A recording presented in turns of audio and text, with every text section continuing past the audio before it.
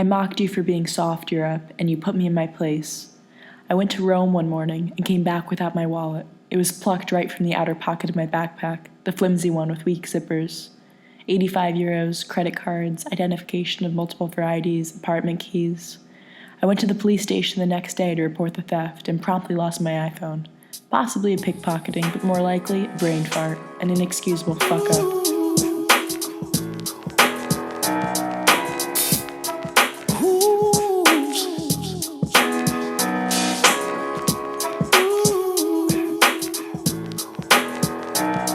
Throughout high school, I smugly resisted all temptation to travel to Europe. If I was going to be the person I wanted to be, I told myself, I was due my fair share of struggle.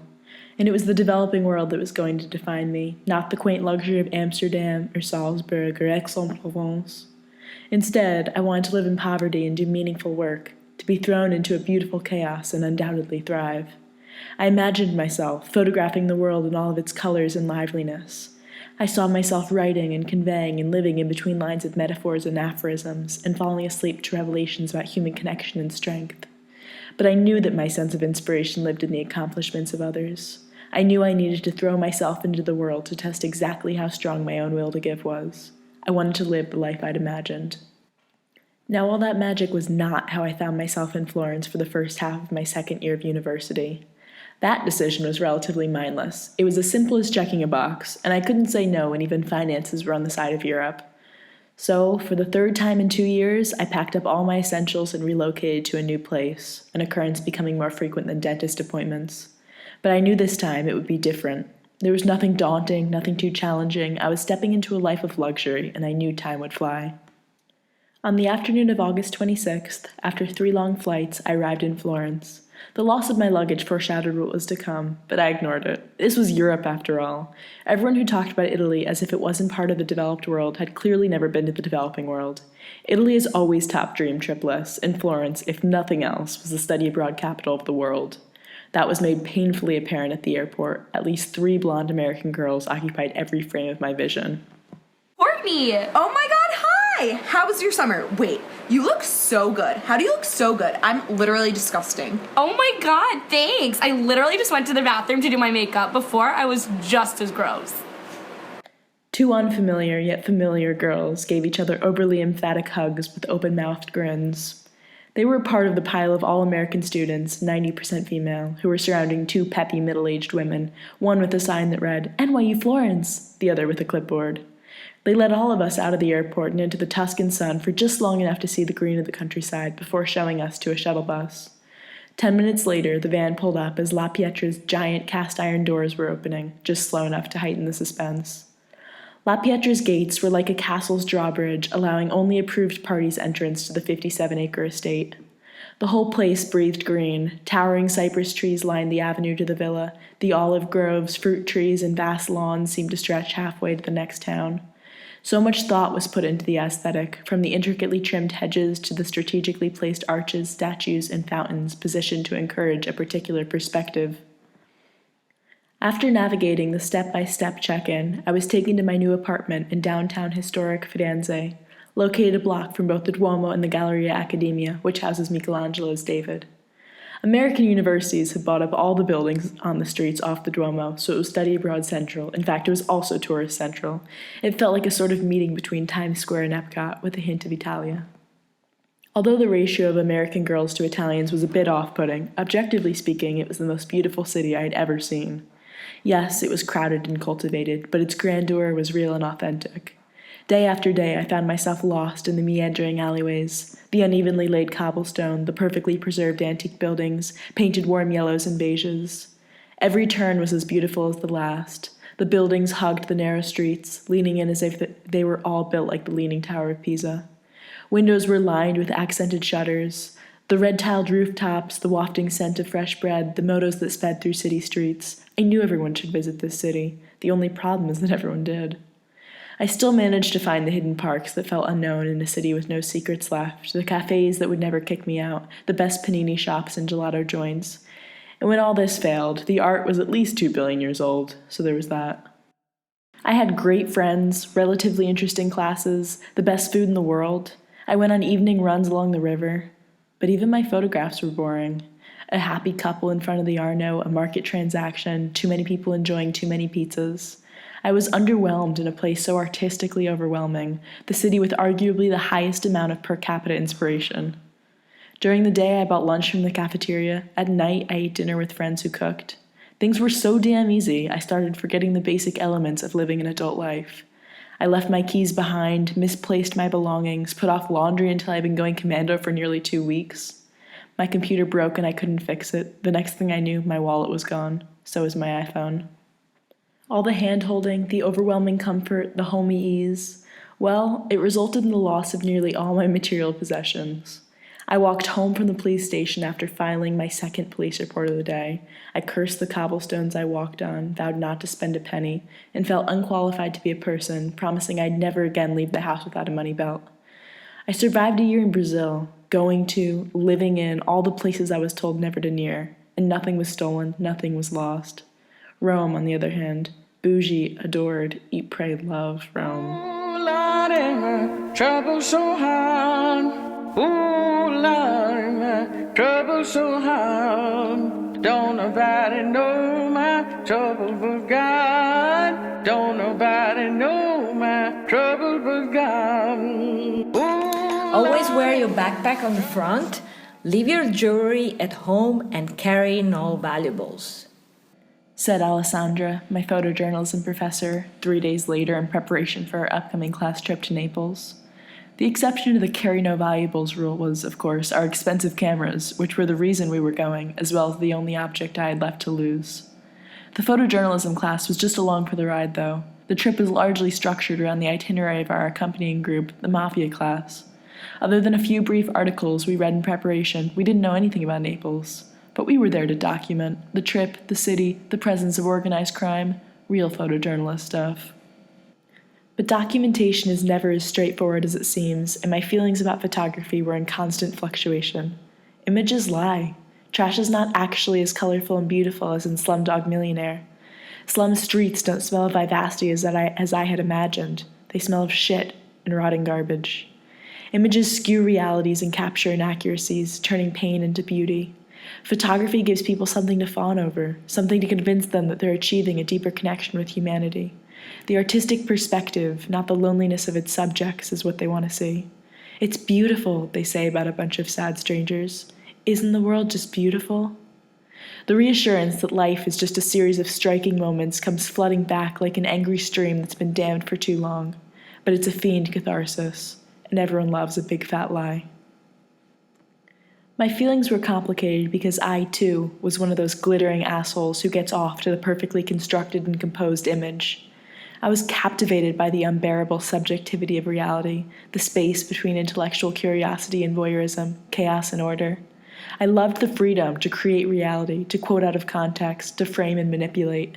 And when my camera was in hand, I had a duty to observation, to be present and ready for the sun's illumination of a woman's face as she tilted her chin toward the sky, for a pensive glance or the jump of a ponytail. Photography brought me closer to my subjects, imbued the world with a hint of beauty, and pushed me into new and challenging experiences.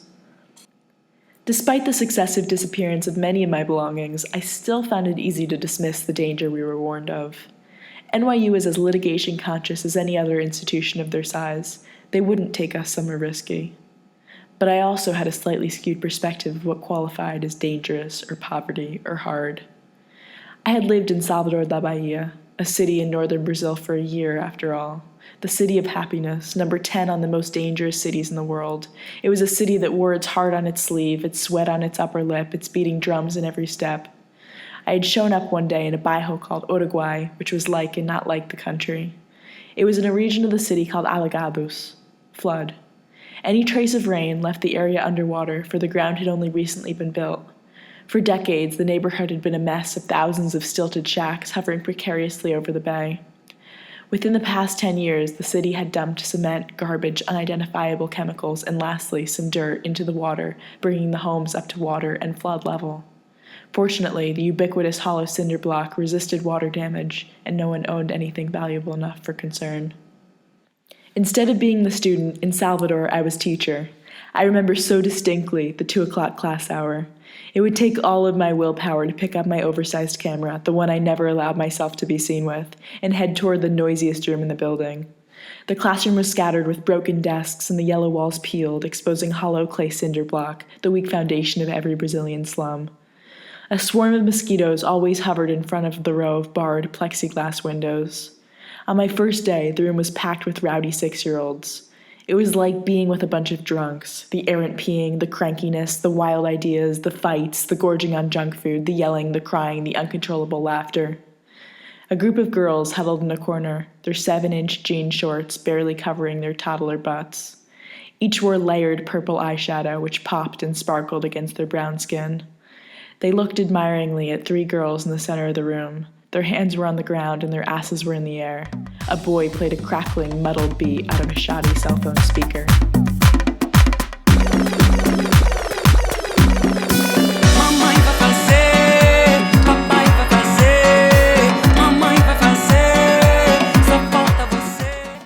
In another corner, a small, dark-skinned boy threw the plastic top off a glue stick. He sniffed the solid adhesive, liked it, and then offered me a whiff. I remember being thrilled. All I'd been missing was a 6-year-old pusher in my life. "Ay, balança!" another boy called as he circled his hips. "Shake." The girls gyrated harder.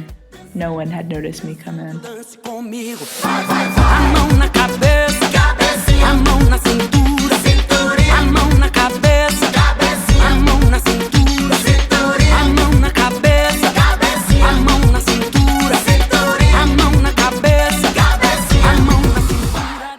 Six professors herded 40 other NYU Florence students and me off the train on a Friday morning, our post-train slumbers replaced by nervous excitement as we stumbled into the Napoli Central train station. "That's sketchy," a girl said about 3 men standing by the wall. We filed onto a tour bus that was not a double-decker but had the height to be. We drove toward the centro, past rickety-looking apartment buildings, the balconies on each floor decorated with their residents' clothing, a convenience that was against the law in Florence. To allow one's laundry to dry in the front of the house was an eyesore, a low-class practice customary of the South. My fellow students seemed to agree. "These buildings do not look up to code," one girl said. I couldn't help but like it, though. There was a familiarity to it. In Salvador, shirtless men drank early morning beer alongside children playing in alleyways filled with garbage and rubble. Women spent all day hanging out at the open windows of their apartments, ready to talk to anyone passing by or to scream to their neighbors above or below. Clotheslines were strung around dilapidated buildings like sparsely lit Christmas trees, adding life and color to old, ramshackle homes with bright t-shirts and jumpsuits. At night, I would stare into the seemingly infinite stretch of buildings piled upon decrepit buildings, lights flickering as far into the distance as I could see. A utopian city would be divided into equal blocks, the streets paved from north to south and east to west. There would be sufficient parking, a functional sewage system, and lush public parks. Although there may have been some sort of system to both Salvador and Napoli, their streets resembled a plate of spaghetti. They were not utopian cities, but there was a warmth about them. You could put your feet up on the table there. In a massive group, we followed our tour guide to Napoli's downtown labyrinth. The narrow streets sloped and curved with the land, and history fell on top of itself, the buildings reverberating with the sounds of impatient car horns, screeching motos, and barking dogs, an espresso-fueled cacophony. Exquisite Baroque churches faced walls covered in graffiti. Store owners stood in the street chatting with their neighbors, and the sun beat down on the heat of the city, from the bowels of Vesuvius to the rooftops of the crumbling peripheral buildings. The chaos, the congestion, the caffeinated energy was present in even the city's traditional nativity scenes, which rocked back and forth with motion. The next day, we went to an area called Scampia. I had never seen or read Gomorrah, the famous narrative about Italy's largest criminal organization, the Camorra, but I knew that many mafia-related events happened in Scampia, particularly in the Belle, the Sales, which were a large urban housing project established in 1975, a living hell built to be a heaven. The 7 pyramidal buildings resembled a sail, with a wide base that narrowed as it went up to the penthouse suite on the 16th floor. There were no elevators. But it was thought that if a nice place for everyone to live was constructed, well, the poor would move there and simply stop being poor. All their problems would be solved, poverty would be eradicated, drug sales and use would be eliminated. It was such a simple solution to such an age-old condition. The inherent goodness of architectural intent would trickle down and be absorbed by the sales residents, a surely flawless take on Reagan's theory. Life would be good for all. Except disasters like earthquakes happen, and commodities like money exist, and the poor have always been neglected. After the 1980 earthquake, many displaced Neapolitans flocked to the unfinished sales. The project was never fully realized. The people of Scampia were abandoned on the outskirts of the city without public transportation connecting them to downtown Napoli, without commercial enterprises, without maintenance or state presence. Brazil could not blame its favelas on such a natural disaster. That was one thing Earth had yet to throw at the country. But every day was a bit of a disaster. Instead of snow days, Salvador had police strikes, and everything was similarly shut down because it was not safe to go out. Trash flooded the streets like snow accumulated in the Arctic. Naked children spent nights picking garbage out of the overflowing dumpster outside my window. On every corner, the word favela or slum was spray-painted with a certain dignity, a particular self-proclamation. One of my favorite students, Cassia, had sprinted up to me one day during hurricane season, coming to a grinding halt inches from my face. "Aren't you from New Jersey?" she spattered with intense panic in her voice. "Your family, are they okay?" Her round belly stretched beneath a cropped neon green top. I had looked at her, stunned that the news had reached a 6-year-old halfway across the world. We were 5,000 miles away, but the devastation of Hurricane Sandy had been exported to parts of the globe even more ravaged. I hadn't been able to answer if my family was okay. I hadn't heard from them. She looked at me, concerned. "Everyone's dead there."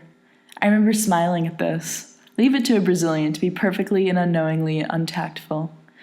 But she hadn't quite understood my snicker and continued, "Let me know when you hear from them." "Claro, Cassia," I had said, still smiling. She'd be the first to know. Although I had shrugged it off, the storm had me scared shitless. I remember being convinced that by the time I returned to the U.S., Pennsylvania would be a coastal state. I had spent hours at the internet cafe, looking at pictures of the destroyed Jersey shore. Meanwhile, the beach in Salvador was as serene and picturesque as ever. At least they had that going for them. Why does my heart feel so bad? Why does my soul feel so bad? Why does my heart? Brazil and Italy share a north-south dichotomy, but reversed.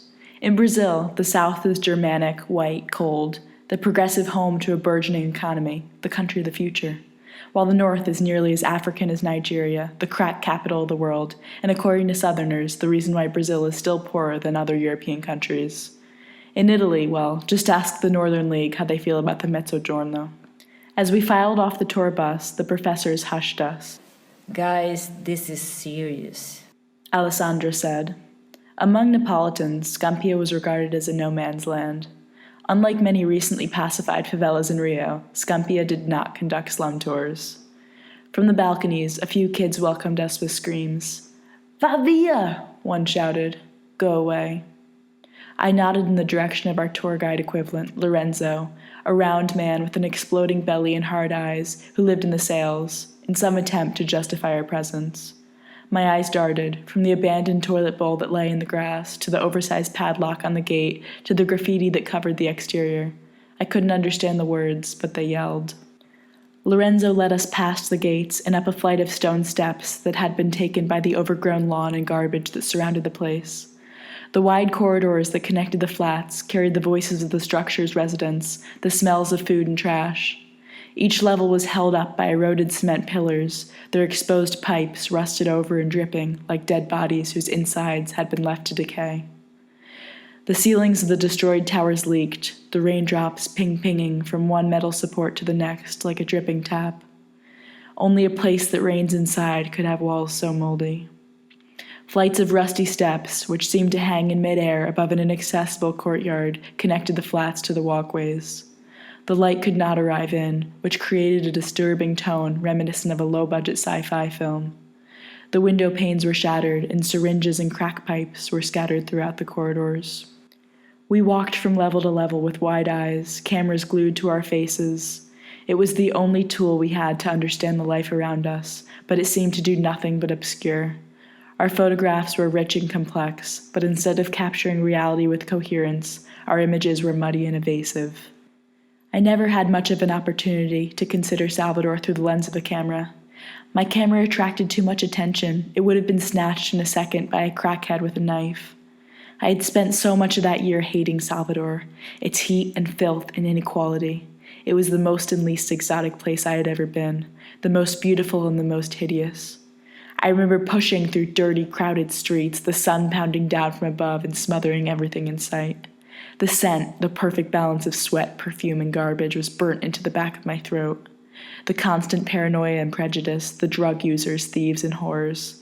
The elite snarled at the poor, while the poor served the elite. But every bit of hate was matched with equal parts compassion, a relationship that perhaps could only have been expressed through photography.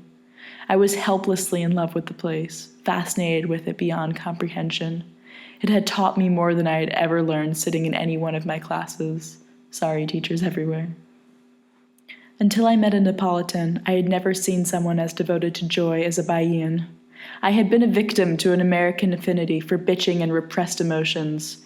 I was raised to believe that faster was always better. I scoffed at the turtle in the hair, but my standard unit of measure was way off. Turned out everyone else had been using the metric system. In Bahia, it was okay to chat with strangers, to tell your life story to the person sitting next to you on the bus, and then thank them on the way out for listening. To arrive a little late, to look people in the eye, and to spend that nationally sanctioned month of vacation doing whatever the hell it was that made you feel alive. Happiness was a priority and a policy, and celebration was a way of life. Every occasion, no matter how insignificant, was a demonstration of joyfulness.